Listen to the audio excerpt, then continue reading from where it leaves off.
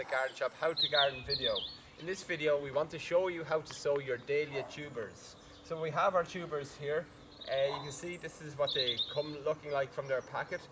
You can see a number of roots here protruding from the base, and then at the point here, this is called the eye of the tuber itself, and this is the new growing point, or where the new stems will appear from. Now in terms of soil preparation, ideally you want to dig over your soil to loosen it up. Then using a hand trowel, simply just dig out your individual planting hole. Depending on the type of soil, ideally tubers, especially your dahlias, they prefer a well-drained soil. So if your soil isn't very well drained, you could add greater vermiculite to the base of your planting hole. Now when to plant your tubers, you need to wait till after the last frost. So don't plant out until before, say, the end of March. Dahlias themselves are quite tender.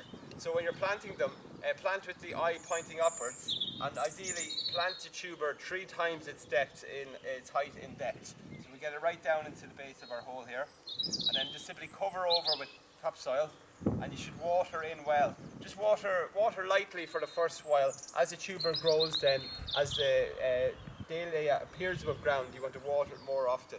What I'm going to do now as well is I'm going to position a flower stick very close to where I planted my tuber, and this is just to mark where I've planted, but also to provide support in the early stages of growth.